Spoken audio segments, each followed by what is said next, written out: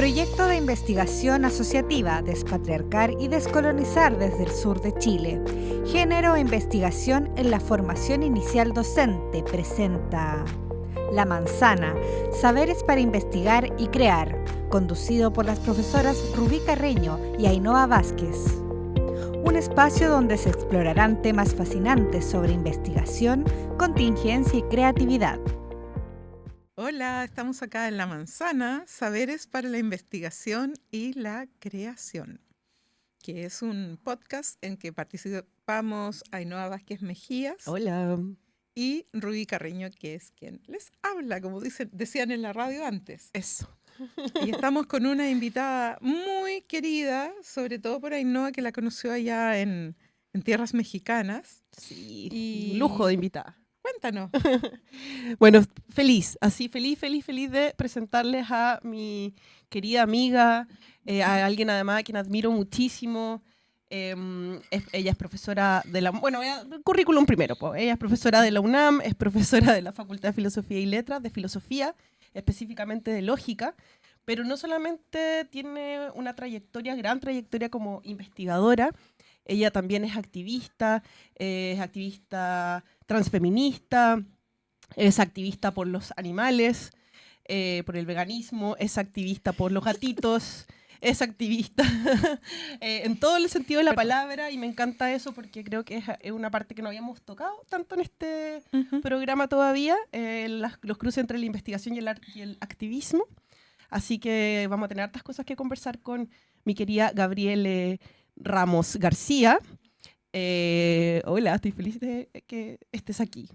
Hola, qué gusto saludarles. Qué bonito, me estoy muy emocionada, estoy muy contenta de ver a Ainhoa, porque la extraño muchísimo, de conocer a Rubí, de estar con ustedes.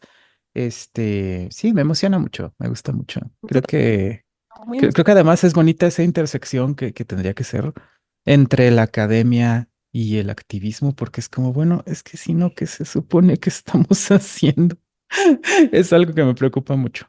Exacto. A todos nosotros. A todas nosotras, sí. Entonces, por eso, bueno, gran invitada. Pues vamos a hablar mucho sobre esto y otras cosas más. Así que, bueno, tenemos que partir con nuestras preguntas de rigor de este podcast. De rigor nada. Si tú quieres las contestas, si quieres no, pero... No, van a ser preguntas que yo sé que especialmente a Gabriela le van a gustar mucho estas preguntas. Okay. Veremos. Lo que pasa es que la gente que nos escucha ve una invitada con libros, con publicaciones académicas, y puede decir, uy, no, nació un día y nació así con una plaza. ¿Ah?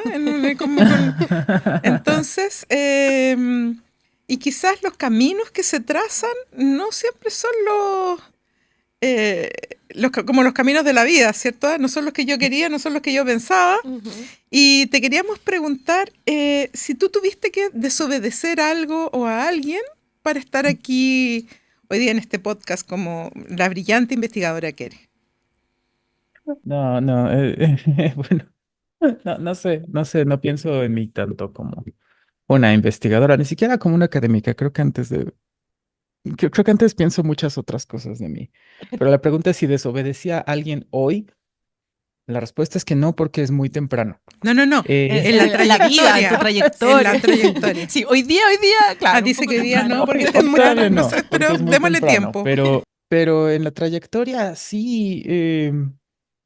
Básicamente, bueno, un poco de mi trayectoria, si hablamos de mí como persona en la academia, eh, pues fundamentalmente siempre he hecho cosas que no se supone que debería hacer.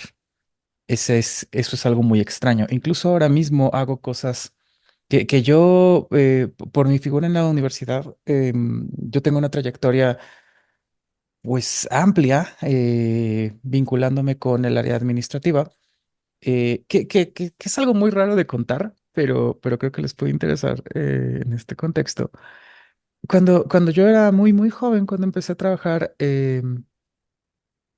entré a cierto sector administrativo de la universidad. Entonces hacía como que muchas cosas que se ofrecían como de trabajo emergente, como cuando eres joven tienes muchas ganas y le entras a todo. Y luego empecé a tener responsabilidades y tenía yo responsabilidad de gestión de becas. Entonces veía yo muchas cosas que estaban mal y, y decía yo, bueno, podemos hacer esto y seguir este mecanismo y tal para cambiar las cosas y que sea más ágil. Y eso sería bueno para los estudiantes, para los profesores, para la administración, para todo el mundo es bueno que las cosas salgan bien, que sea más fácil. Y algo que pensaba fue muy raro desde ese momento, decía yo, y sobre todo la gente que tenía que lidiar conmigo en ese tiempo tal vez no lo veía así, pero yo pensaba, es un espacio donde puedes hacer cosas buenas por las personas para beneficio de ellas. Y eso implicaba desobedecer desde el principio, era muy extraño, porque tienes que ir contra estructuras burocráticas muy duras, muy firmes, donde dices, se da esta instrucción y no lo puedes hacer de otra forma y tienes que cumplir con tal, tal y tal. Y ser más eficiente con frecuencia era ir contra las reglas por ninguna razón a veces. Cuando sí había razones de peso, dices, bueno, pues ahí, creo que eso es algo clave que entrecruza también con mi investigación en el tema de racionalidad, que es que obedecer o desobedecer una regla no es racional ni es irracional en sí mismo. Si tú desobedeces la regla por desobedecerla sin entender por qué la estás desobedeciendo, entonces no estás haciendo algo inteligente, estás haciendo un berrinche o algo así. Y lo mismo, si obedeces la regla sin entenderla, pues tampoco estás haciendo algo inteligente. Entonces siempre tenemos que, siempre que vamos a actuar respecto a algo importante, tenemos que entender por qué las reglas están y entonces decir, sí, claro, esta regla es importante para el cuidado de la comunidad, porque esto es delicado, porque esto es importante, y poder dar una explicación. Y cuando desobedecemos una regla, tenemos que tener la certeza de que esa regla no era algo importante. Entonces, eso es algo que me ha acompañado toda la vida. Eh, creo que en otros momentos, pues sí logramos algunas cosas rompiendo reglas administrativas que no tenían sentido. Y eso fue importante. Ahora, académicamente es muy curioso porque también, bueno, el área en el que me he especializado en filosofía, en lógica, por ejemplo, es un área muy castigada porque no es muy popular, porque la gente tiene mucho prejuicio de es que es muy difícil, es que nadie lo puede hacer, es que no es necesaria para las humanidades o la filosofía. Y ahí es donde decimos, no, hay que ir muy contracorriente. O sea, no es tanto como romper reglas, pero sí es muy ir contracorriente de decir, no, pues es que si no tienes una formación que te da claridad conceptual y rigor argumentativo, entonces ¿en qué medida se supone que eres filósofo? No, nunca lo he entendido. ¿Qué tipo de filósofa o filósofo no haría eso? Entonces, eso sí, más que contra las reglas, contracorriente. Y en particular ahora, algo que me ha pasado mucho, por ejemplo, supongo que en años, bueno, no, no, supongo, lo sé. En años recientes me he dedicado a, sobre todo a dirigir tesis y crear espacios académicos en materia de género. eh, Nos hemos encontrado con lo mismo, con que hay una tradición que te dice, bueno, pero es que de pronto el feminismo no es filosofía o eso no es algo que nos tenga que preocupar. Nosotros tenemos que enfocarnos en temas tradicionales o temas más importantes o algo así. Y entonces es decirle a la gente, bueno, exactamente de qué manera el feminismo, los feminismos o la perspectiva de género que atraviesa la epistemología, la ontología y las categorías políticas no van a ser filosofía, no, no es posible. Entonces, la respuesta es que sí, que todo el tiempo hay que subvertirse. Este, apenas presenté en un seminario sobre la obra de Graciela Hierro y, y era muy curioso en su análisis porque decías, bueno, es que básicamente con cualquier cosa que hagas desde su perspectiva, siendo mujer, decía que tú te atrevas a ser libre, que tú te atrevas a ser feliz, que tú te atrevas a tener autonomía es subvertirte. Entonces, subvertirse es muy fácil, en realidad, creo que en estos tiempos y siempre, solamente hay que prestar atención a qué es importante subvertirse y cuándo. Así que la respuesta es que sí, que todo el tiempo estamos desobedeciendo reglas. Maravillosa respuesta y ¿Cierto? con una claridad Con una claridad. Sí, po, envidiable. profesora de lógica, po. Completamente. No de una clase. Exacto. Bueno, y dentro de este camino de la desobediencia, ¿quieres reconocer a gente que te haya ayudado, que haya contribuido en esta desobediencia? Pues a mucha gente. Mira, primero se me ocurren mis estudiantes. Yo creo que eso es algo que siempre me ha motivado. Y les agradezco sobre todo la confianza que me han tenido de llegar y decirme, me dijeron que este tema no, me dijeron que esto no se puede. Yo sé, ¿a quién te dijo y cómo que no se puede? Entonces lo arreglamos, eso siempre me ha motivado mucho. Ese seguramente es el primer motor. Incluso si pienso en mi trayectoria como docente, también me remite a mi tiempo como estudiante, cuando era recién egresada y nos reuníamos. Yo fui ayudante de profesor y así fue que conocí a otro grupo brillante de estudiantes a quienes asesoré en lógica. Y, y observábamos que había varios faltantes de cosas que no habíamos estudiado en la carrera y que sería bueno hacer un grupo de estudio, un seminario y tal, ¿no? Y bueno, estoy hablándoles de los 2000 tempranos y era tan difícil que nos prestaran un salón para juntarnos a leer.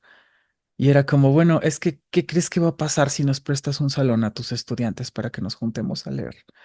Em, entonces lo hicimos, insistimos en generar el grupo de estudio con un espacio que fuera reconocido por la institución. No tanto por la institucionalidad en sí misma, sino por ganar ese espacio. Yo creo que eso es lo que siempre tenemos que hacer. Es como, mira, tú piensas que esto no es importante, pero yo pienso que sí, y yo también formo parte de esta institución y voy a ganar ese espacio. Y eso es, eso es bien curioso porque me lo preguntaban los estudiantes en Toluca, apenas que fui a darles una charla. Y la instrucción era muy eso, era como, pues no se dejen, o sea, si ustedes saben que algo es importante, estúdienlo, difúndanlo como pares y ganen esos espacios académicos. Entonces, sí es a mis estudiantes, por una parte, por motivarme, a mis compañeros, que incluso como egresada, digo, generamos estos espacios y que se fueron consolidando y que fueron creciendo, que bueno, luego nos hicimos profes jóvenes y era lo mismo ir contracorriente de decir, es que sí es importante que se haga un evento en lógica, es que sí es importante que ganemos estos espacios, es que sí es importante que tenga validez oficial, que se genere un cochino papel con una firma. Eso tiene que existir. Entonces, eso fue importante, el trabajo con mis compañeros, con mis colegas en aquel entonces. Y y también en la actualidad, porque después, ahora algo que me gusta mucho es tener colegas que cuando piensan en hacer algo, piensan en mí, que me dicen, tengo esta emergencia, no me está resolviendo la institución o la burocracia o algo así, a ver, voy a buscar a Gabriel y a ver cómo lo hacemos. Y es como, ahorita lo arreglamos." O sea, eso me gusta mucho. Creo que una de las cosas más halagadoras que me pasan en la vida es que la gente piense en cosas que quiere resolver problemas para ir contra la autoridad y me busque a mí. Eso es de lo más lindo que me puede pasar. Que piensen en cosas de activismo o algo así y me digan como, oye, ¿conoces a alguien? ¿Sabes cómo? Y demás. Eso es muy lindo. Y muy curiosamente, en distintos momentos, ahorita estaba pensando, no se te vaya a olvidar, pienso en una compañera de trabajo muy querida de toda la vida, la maestra Norma Angélica Lozano, porque esto les va a llamar mucho la atención. Pues empezamos a trabajar juntas hace muchísimos años, también en cuestiones administrativas. Entonces, históricamente, siempre yo tenía una idea o llegaba a una conclusión como, bueno, entonces hay que hacer esto, ¿no? Yo llegaba con mi postura radical, esto no se puede, entonces llegaba yo con alguna propuesta incendiaria o algo así, voy a ir y les voy a decir que tal y tal, y voy a hacer esto y lo otro y aquello. Y ella siempre, muchos años, era la voz de la prudencia, no, a ver, relájate, eso no lo hagas, esto no conviene, esto ahorita no, o sea, sí hazlo, pero después, y ya yo me calmaba y teníamos un curso más razonable de acción. Pero en años recientes, dado ciertos eventos, algo que me preocupó era como yo no sé si yo me volví un poco más sensata o ella se radicalizó un poco más, pero yo de pronto le decía como, oye, vamos a hacer esto y tal y tal. Y ella, sí, tienes razón. Y yo, ay, ahí sentí el verdadero terror. Cuando ella me empezaba a decir que sí, yo así de, oh Dios. Ya de verdad lo vamos a hacer. Entonces, yo creo que es eso, siempre tener colegas desde la amistad, colegas académicos, el tipo de vínculo que tienes con tus estudiantes, con tus compañeros de trabajo, es importantísimo. Tal cual es el sentido de tener camaradas, gente que es par tuya en tus proyectos y que se compromete con tu causa, eso es lo que siempre vas a agradecer. Se me hace muy bonito es que si dijera yo a mis estudiantes tendría que mencionarlos por nombre, lo mismo a colegas de la academia, sí, pero Pero en particular a mi compañera Norma Angélica, creo que me gusta mucho mencionarla por su nombre porque es las dos cosas. Porque es una amiga, es colega del trabajo, de las cosas administrativas y así. Entonces, creo que esa es su diferencia específica. Con los demás, tal vez es mucha gente maravillosa con la que hemos compartido cosas. Ay, no, por supuesto, por ejemplo. Pero no acabaría. Sí, gracias. Y la tercera pregunta respecto a esto de la desobediencia es, ¿a quién ha favorecido el hecho que tú seas esta mujer desobediente que eres? Quiero pensar que a mis estudiantes, creo, es complicado porque esto, creo que esta pregunta te da como para la vanidad, así de, ay, ¿qué cosas importantes has hecho por alguien? Y no, no quiero pensar algo así, nunca, porque, y les voy a contestar algo bien raro, pero estoy contestando con mucha sinceridad. A ver, yo pienso que algo que me mueve mucho para hacer cosas. Voy a parafrasear la pregunta, que no es lo que me estás preguntando, pero es como, bueno, ¿y por qué intentas desobedecer o por qué intentas ser activista o por qué quieres hacer un cambio? Yo creo que de manera muy baconiana, muy, me hace pensar que nuestros afectos, nuestros sentimientos es lo que nos mueve y que un motor fundamental en la civilización, o al menos para mí, es el sentimiento de vergüenza, el sentimiento de responsabilidad, el sentimiento de culpa. Yo me siento muy culpable de no haber hecho tal o cual cosa en cierto momento y me siento muy responsable de hacer tal o cual cosa. Y entonces eso es lo que necesito sentirme de alguna manera para hacer algo. Y alguien me diría, porque tuve esta conversación con una amiga recién, decía como, oye, pero la ética no puede estar basada en la culpa. Y le digo, no, yo no estoy diciendo eso. Yo te estoy diciendo por qué hago las cosas yo. Y sí, a lo mejor existe este agente racional, estas personas maravillosas que dicen como, mira, lo ético que hacer es esto es lo correcto o esto es lo incorrecto. Y esta es la forma de ayudar y tal. Y entonces actúan con toda calma de pronto, de una manera ética y correcta y tal. Pero yo pienso que no, que nos movemos por los afectos y en ese sentido, esa sensación de querer ayudar o esa sensación de culpa o esa sensación de responsabilidad es muy importante.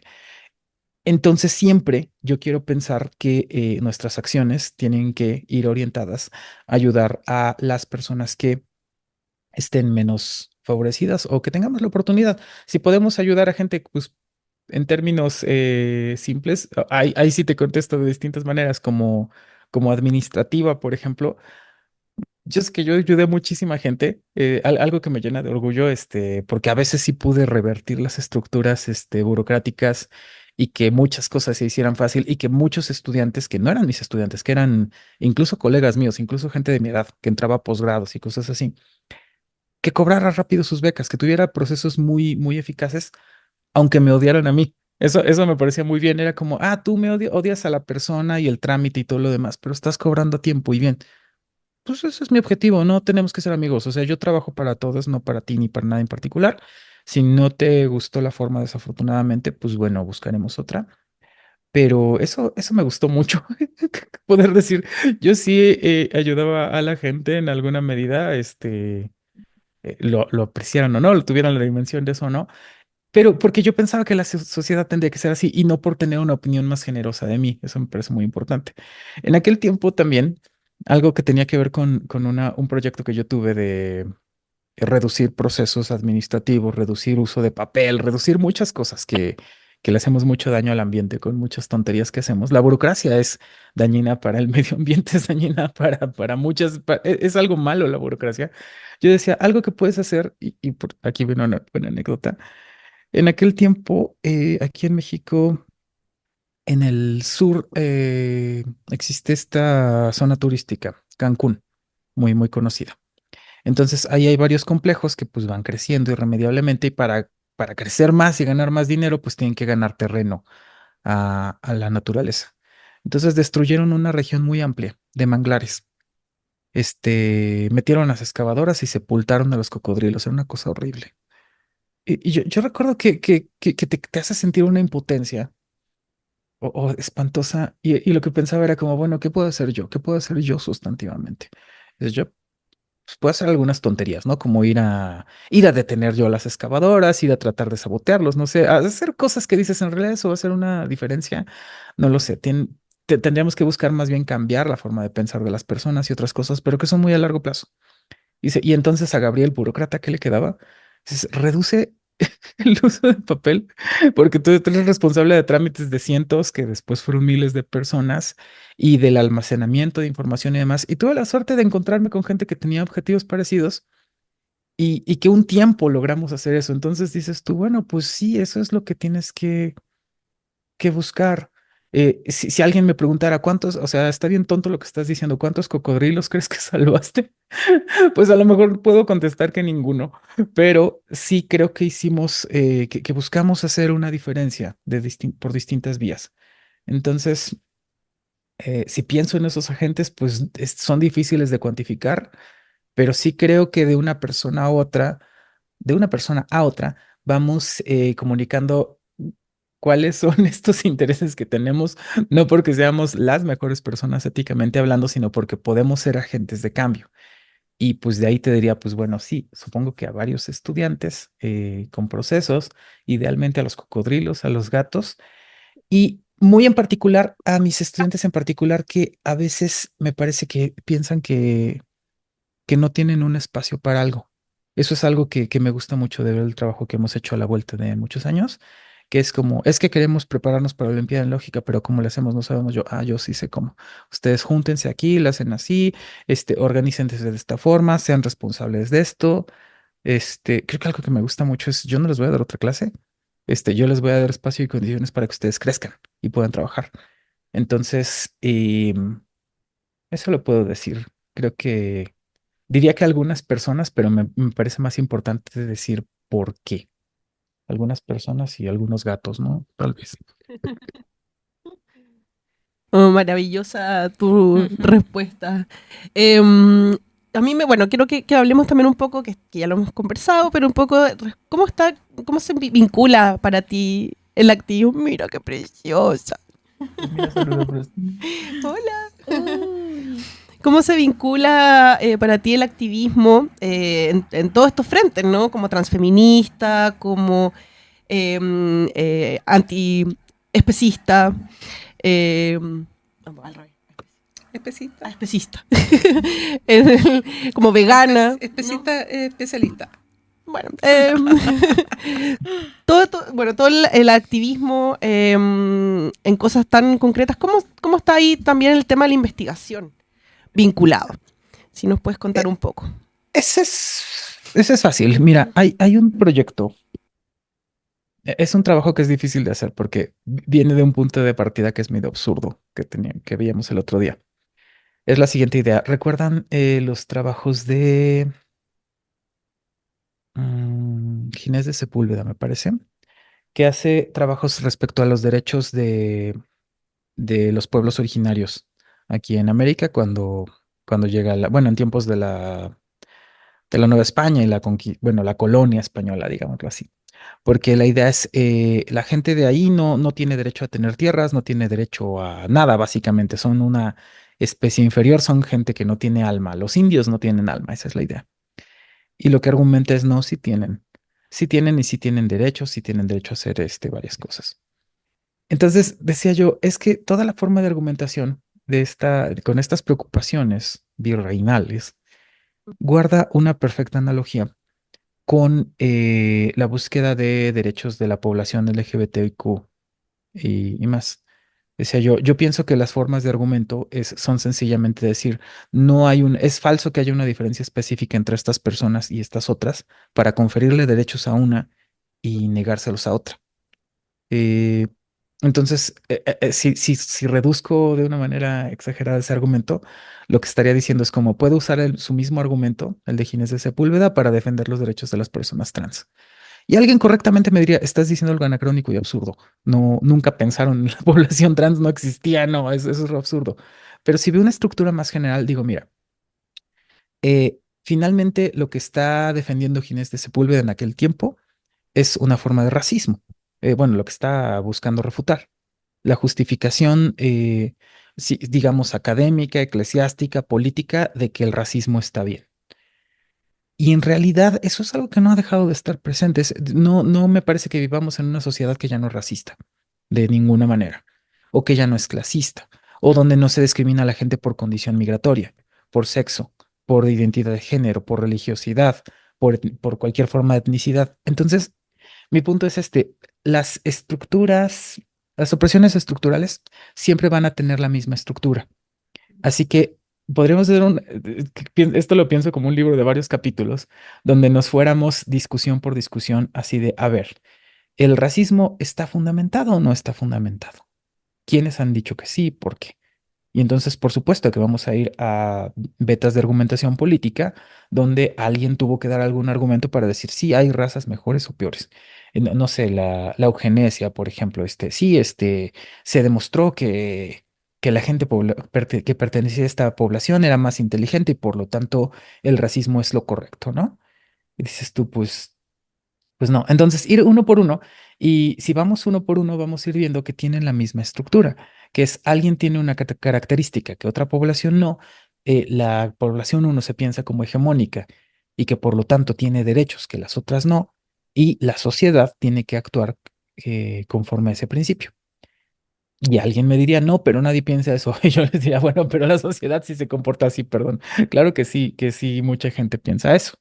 Eh, por supuesto, no va a ser el discurso explícito, pero por eso hay que desentrañarlo. Y por eso digo, todas las formas todas las represiones estructurales tienen la misma forma, son isomórficas, digámoslo así. Y en realidad el argumento siempre va a ser muy sencillo. Hay una norma o hay una categoría o una forma de ser hegemónica, y si te sales de esa norma por esta o esta o esta beta, entonces estás fuera, entonces no tienes derechos, entonces puedes ser una persona violentada, entonces, pues muchas cosas, ¿no? Em, y esto sucede, por supuesto de hecho, el especismo es exactamente eso. Es la idea de que, bueno, aquí estaba hablando de distintas categorías políticas entre personas, ¿no? Sexo, raza, clase, condición migratoria, religión. Y entonces, si concluyéramos en este momento, no, no, no, tienes razón, Gabriel, ya nos equivocamos, ya no vamos a ser racistas, ya no vamos a maltratar a los migrantes, ya no vamos a perseguir a la gente solo por su religiosidad. Ok. Dices, ya cancelamos todas las violencias estructurales. Bueno, les diría no, el especismo es exactamente igual. Es una violencia estructural que supone que tenemos derechos sobre la vida de los animales e incluso sobre el medio ambiente, que son medios, que son recursos de los que podemos disponer para vivir. Y alguien me diría, ay, pero es que tenemos que alimentarnos. Tú piensas que tenemos que poner en entredicho nuestra forma de vida para sobrevivir y tener una buena calidad de vida. Y es, pues, por supuesto que no. O sea, yo entiendo por ejemplo, dentro de las argumentaciones absurdas, alguien me diría, ay, tú piensas todo lo que los animales tienen que ser veganos. No, los animales no, no tienen la forma, bueno, hasta donde conocemos de su cognición, no tienen la forma de hacer juicios éticos y decidir cuál es la forma de vida que van a llevar, pero los humanos sí, las personas sí lo pueden hacer. Y lo siguiente que me dicen es como, ay, es que hay poblaciones donde la única forma de sobrevivir es comerse a las vacas o a los cerdos. Y bueno, ¿y tú vives en esa población?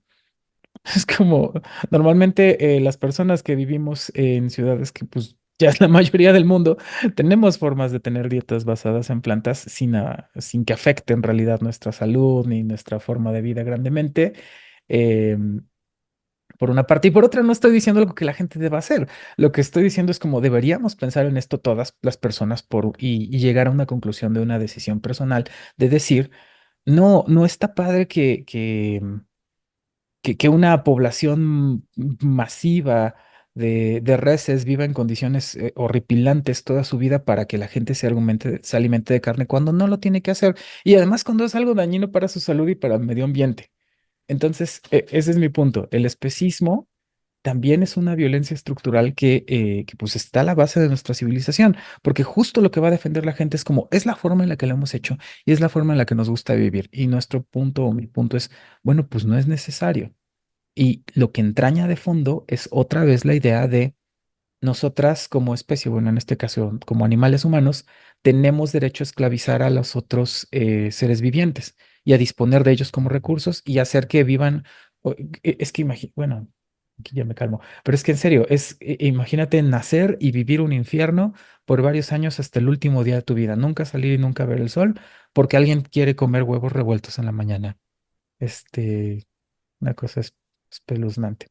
Entonces, sí, mi punto sería ese. Todas las formas de activismo, bueno, que busquen combatir alguna violencia estructural, pues van a tener la misma estructura. Van a tener la estructura de, se ha supuesto que un grupo específico, hegemónico, tiene derecho a vivir de esta y esta forma o disponer de esta y esta forma respecto a los otros y pues decir, pues eso no es cierto. ¿Verdad? Me encanta. Me encanta cómo aquí cómo se cruza entonces esta la investigación con poner el cuerpo, poner el compromiso, la emoción, ¿no? En las cosas que hacemos. Tú también eres cantante, así que también si puedes contar también un poco cómo se vincula también eso con la parte creativa, porque parece que la investigación solamente es investigación y no, la investigación es compromiso, es activismo, es creativo también. Mira, hay dos cosas que hago en los últimos años, o tres, ya no sé. Eh, Tienes que hacer llegar las cosas por un medio que le guste a la gente, que le llame la atención. Eso es importante. Y de alguna manera, sobre todo en la actualidad, porque bueno, supongo que antes los medios masivos pues dependían de una línea editorial, que de pronto alguien decidía, ¿no? Alguien en las televisoras, alguien en los periódicos, en las revistas, ¿no?